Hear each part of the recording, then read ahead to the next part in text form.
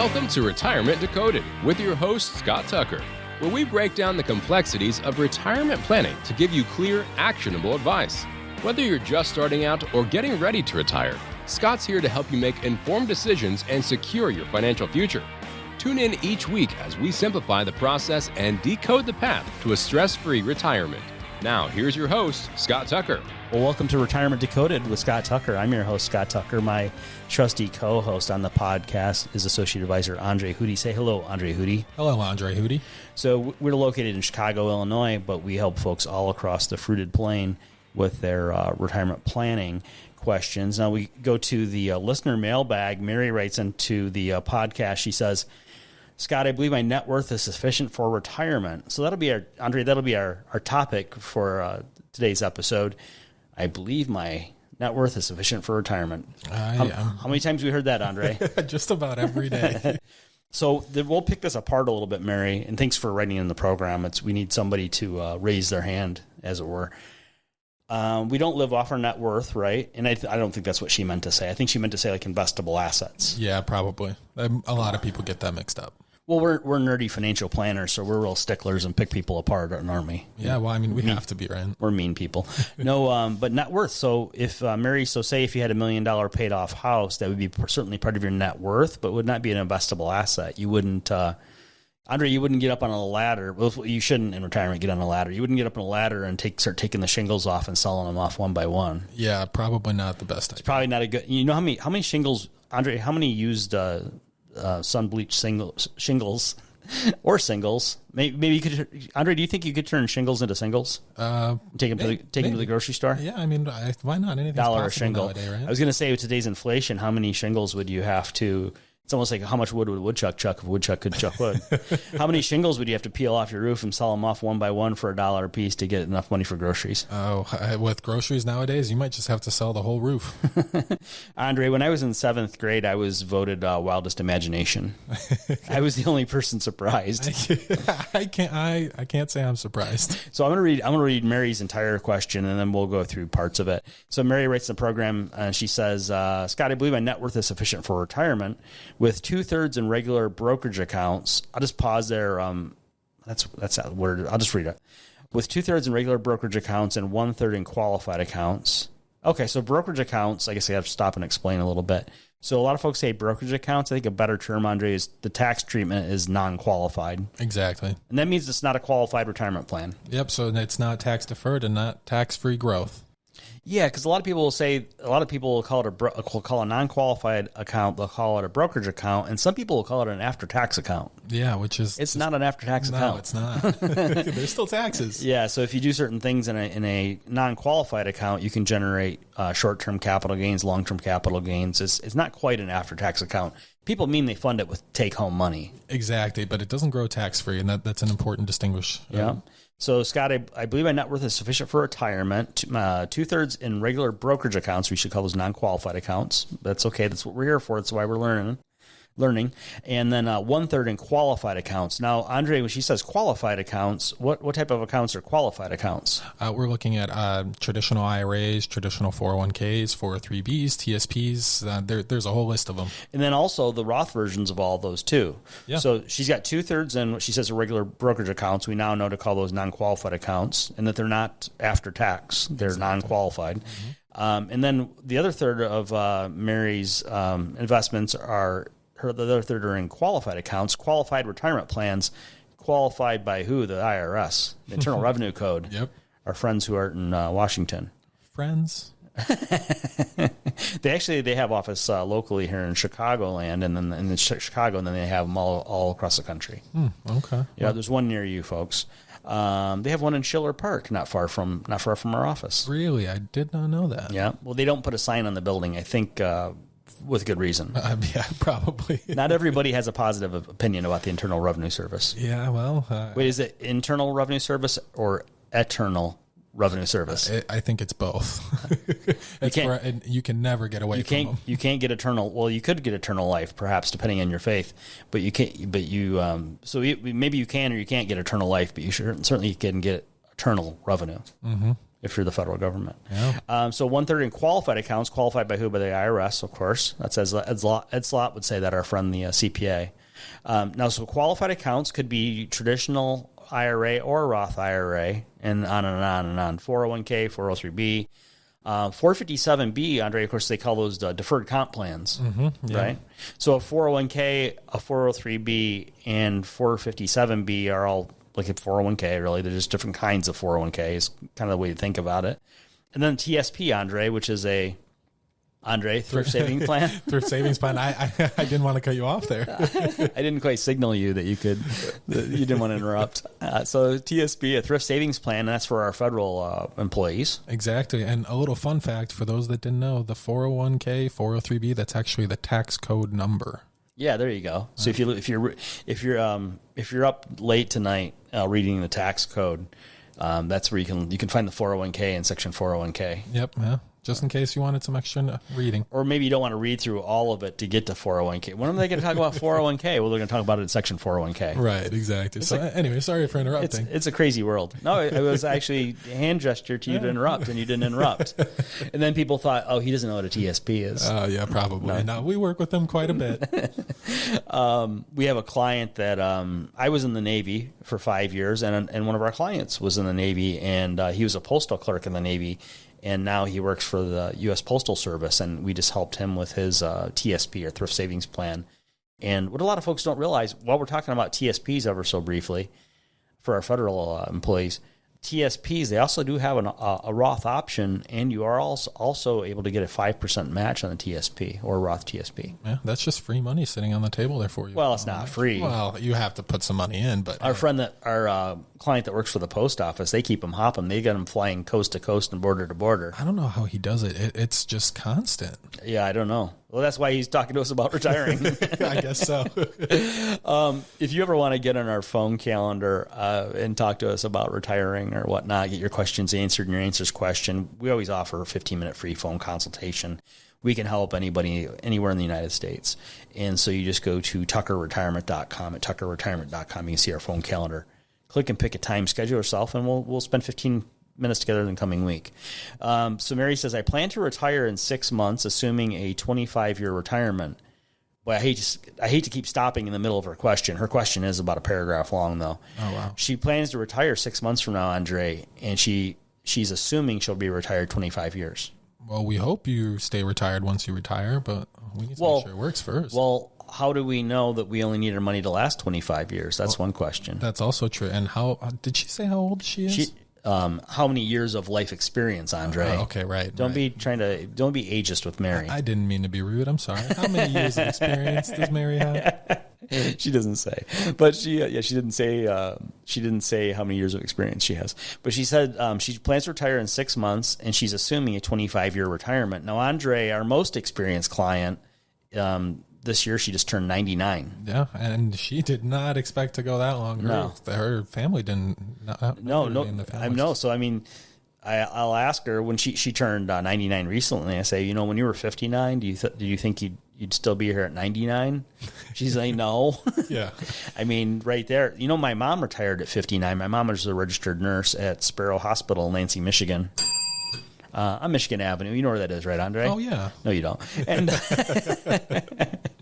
so my mom retired from Sparrow Hospital in Lansing, Michigan, where I grew up, and she retired at 59. Now imagine that my mom's 77 now. It's like you're told there was going to be a math.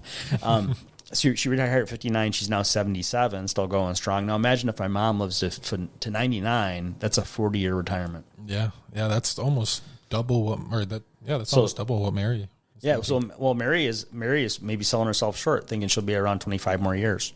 Yeah. So we need to make sure, first of all, Mary, we don't run out. I think she already knows that. Scott, for about half of my portfolio, which will cover essential living expenses, is there a way to protect the inflation-adjusted principal? Well, Andre, let's just talk for a minute about protecting against the effects of inflation, because inflation can cut into your spending power, and it can cause you to run out of money faster. Mm-hmm. Recently, we saw inflation over 9%. Yeah, just a couple of years ago. And there's a thing called the rule of 72. The rule of 72, we could use it for different things.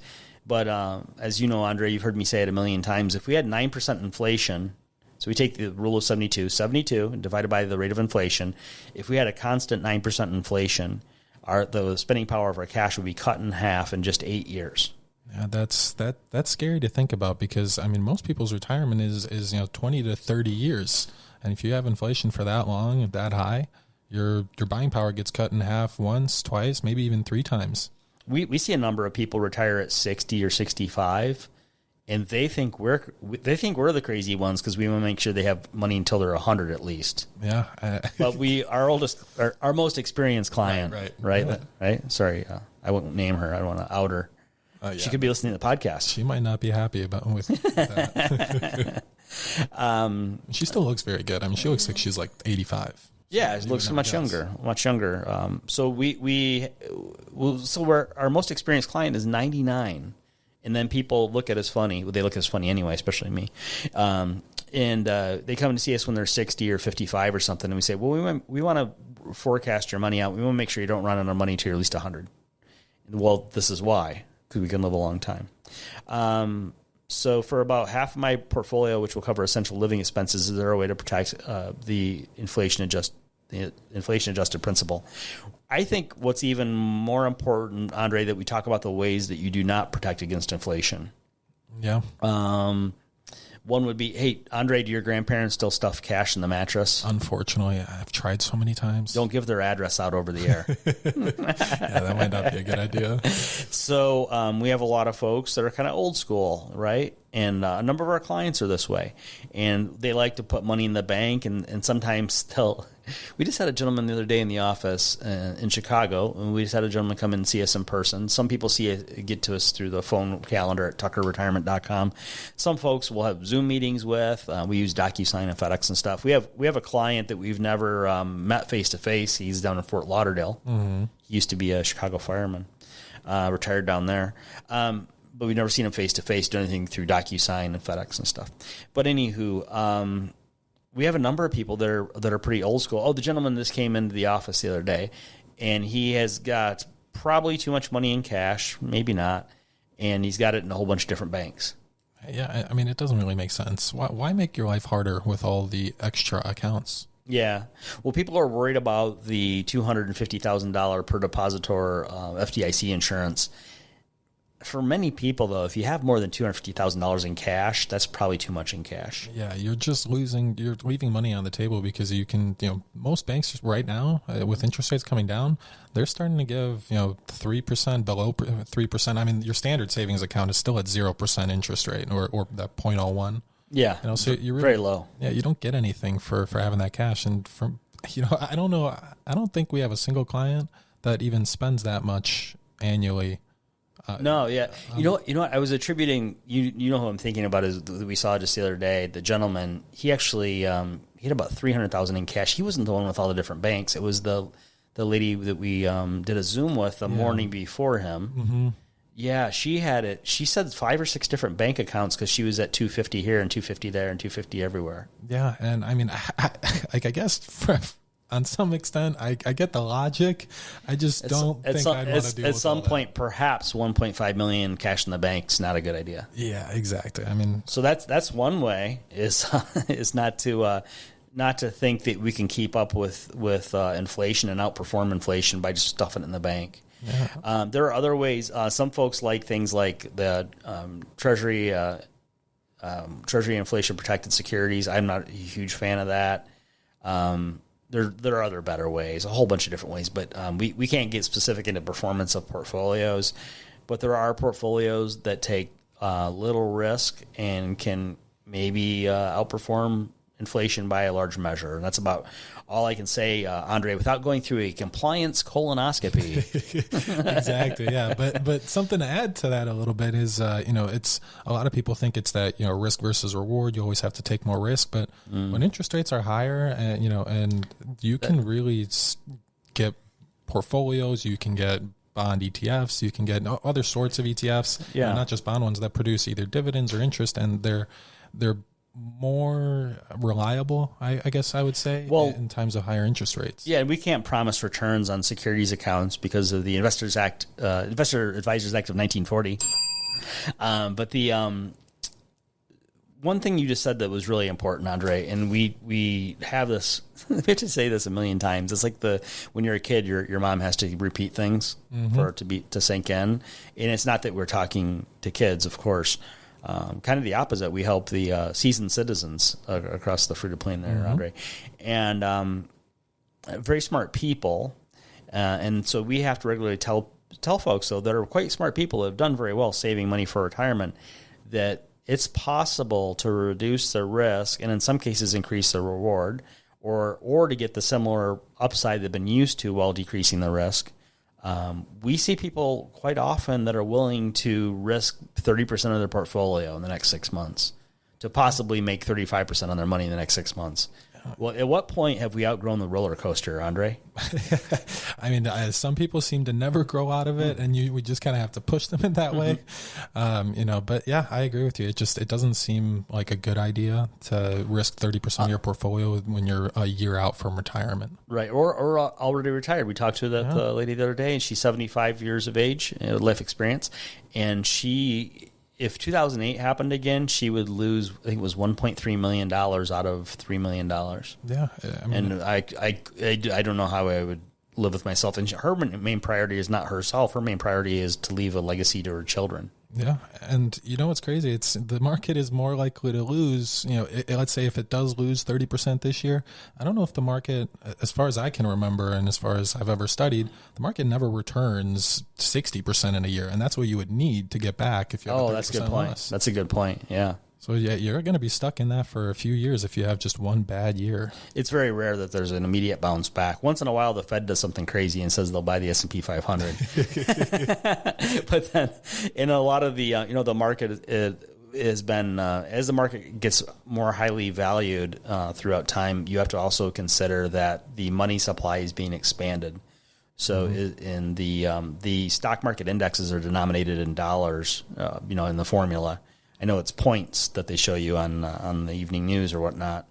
I don't know if anybody still watches the evening news, Andre. Do you think? Probably not. If you watch YouTube, you might check us out at tuckeryoutube.com. We've got some other kind of more classwork type of stuff there, but it's not boring, I don't think. You know what we did is we had Pete the videographer. He snipped out the boring parts. Yeah. So I look really exciting now.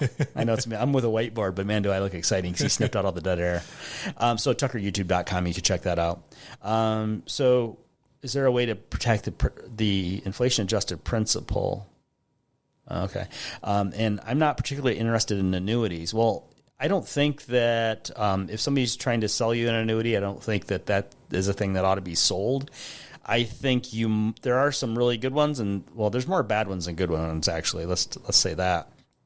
So there are some really bad annuities, and you're actually more likely to find a bad one than a good one. There are now some 401k plans that are offering annuities, and I don't think that you ought to get an annuity from work, from the 401k, the single option thing. Imagine pulling up to the gas pump and it's got one button on it. Yeah, and that's the gas you're supposed to use. Yeah, I mean, take just to give a comparison there. Some people think that it's the best one, but most 401k options give 20 to 25 stock or mutual funds to invest in. You think they're going to give you that many? Well, the whole reason, I can't remember if it's BlackRock or somebody else, they got distribution through some 401ks. It might be BlackRock. I can't remember. Probably. What are they not in nowadays? Yeah, well, and nothing against them, but there's a reason why, say, a BlackRock or somebody else approaches 401k plans. It wants to be the sole provider of annuities to the 401k plan participants. Sort of like if you go to Soldier Field here in Chicago for a Bears game, and I don't know if you still want to do that or not because the quality of play is a little dicey. But when you go to Soldier Field, or as our friend Keith Conrad says, Soldiers Field, but it's Soldier Field is proper. And then if you go to Soldier Field for a Bears game, and you're buying beer from the company store. Yeah, Andre, I know you don't drink, but if you were, kidding. Not that you're, not that you have a problem or anything. No, but if we go to a Bears game, we have one vendor. We have really one. We're buying beer from the house, and you could say, well, I want this kind of beer, like Tough. We have Miller Lite, which is a fine Pilsner. But you could say, Andre, longtime listeners to our radio show know that you were born in Ukraine. You came here 3 years of age with your parents, and your grandparents were just a year ahead of you. Is there a Ukrainian beer that's offered in Chicago? No, there actually is not. No? No. It's you can get some Ukrainian beers at like the Ukrainian Cafe Deli store, but even then, it's a very minimal selection. Okay. So you could find some Ukrainian beer if you really hunted for it. Exactly, yeah. But I've never even seen one at a bar. Okay. So, but say if we went to Soldier Field, you've got one provider of the beverages, and that's I think it's Levy Restaurants that has the contract. So whether it's the guy that brings around the cans of beer, or if you go to the food thing, like it's all run by Levy Restaurants, if I remember correctly. Yeah, I think and so, and the price is all fixed. And Andre, at Soldier Field, do you get the best prices on the beer? They definitely set the best prices for them. I don't think I've been to a Bears game in a year, or maybe a year ago, and I think it was $14 for a beer. Sounds about right. With inflation, it's probably 20 now. It probably is. So she says she's not particularly interested in annuities, and I don't think an annuities answered every question. Annuities, some of them have market risk, like variable annuities have market risk, right? Different kinds of fixed annuities don't have market risk, but they could have caps on the returns maybe. There's a thing that's called a MIGA, multi-year guarantee annuity, but they might just say, well, we're going to give you 3% return guaranteed for 5 years. Well, what if inflation roars back? Yeah, what if it comes back to 9%? And then what do you do at the end of 5 years? Now you have reinvestment risk. Exactly. There's another type of annuity called a fixed index annuity where there's no losses. There could be fees. The upside, you get credited each crediting period, which is usually 1 year. Your mileage may vary on that. Your upside is typically capped or somehow limited. So annuities I don't think are a fix-all. So I think the thing, if you're concerned about inflation, you need to have a broader plan than that. You need to consider what to do with what we call assets under management, the securities money. You might look at annuities for some method of safety there, margin of safety, but I would say, Andre, what I don't like about the way variable annuities are marketed or sold, I don't like that people are given the impression that variable annuities are safe. Because they're not. You're paying usually you're paying a pretty high fee, and you have the same exposure to the market as you would just doing it on your own. I mean, maybe they're a little safer, than doing it yourself. But the fees are crazy. The highest fees I've seen on variable annuities, I've seen two of them over the years. I've seen two different variable annuities where the fees were as high as 4.6% per year. Yeah. And really what all the folks did is they had a bunch of mutual funds inside a variable annuity. Yeah, which you can go get those in your own brokerage account. You can get, Andre, are you saying I can get mutual funds less than 4.6% per year of fees? Holy cow. So there's a whole lot of things there. But main thing, Mary, you're asking the right questions. Why don't you get on our phone calendar at tuckerretirement.com, and we'll go further with it over the telephone or on the Zoom. But at tuckerretirement.com, you can get 15 minutes for free on the phone with us. I don't know if that's a promise or a threat. You think most people want to spend 15 minutes with us on the phone, Andre? Most people actually want to spend 20 to 25 when I talk to them. That is funny, though. When the people who do want the 15, they want the 25. Exactly. We'll negotiate. And then Mary says, I understand Treasury securities might be an option. That's that Treasury inflation protected securities we talked about. Not my favorite. But if that's the best route, should I consider a mix of maturities? Again, Mary, I don't think that the TIPS, the Treasury inflation protected securities, are just the be-all, end-all any more than annuities might be. The other half of my portfolio is mainly for discretionary spending. So you maybe want to take some trips or something. And then she says also for inheritance. The other half of my portfolio is mainly for discretionary spending and inheritance. Mary, I want you to live as well or better in retirement than you do while you're working. There's a couple times in here where she says her basic living or her essential living expenses is one thing. And then she says discretionary spending and then inheritance. What if we could have all three? This isn't pick one. Hey, Andre, you can have your essential needs met in retirement. You might be able to take a trip, Andre, for the discretionary spending. You might be able to take your wife out to dinner one day. And then for inheritance, it is nice to leave something behind. And supposing that your kids aren't in your basement playing video games at age 50. Yeah, let's make sure they deserve it. I mean, your call, but we've seen situations. Oh, geez. So this has been, we call this one, I believe, Scott, I believe my net worth is sufficient for retirement. It may be, Mary, but let's talk about it at tuckerretirement.com. Hopefully this has given you, the listener, a lot to think about.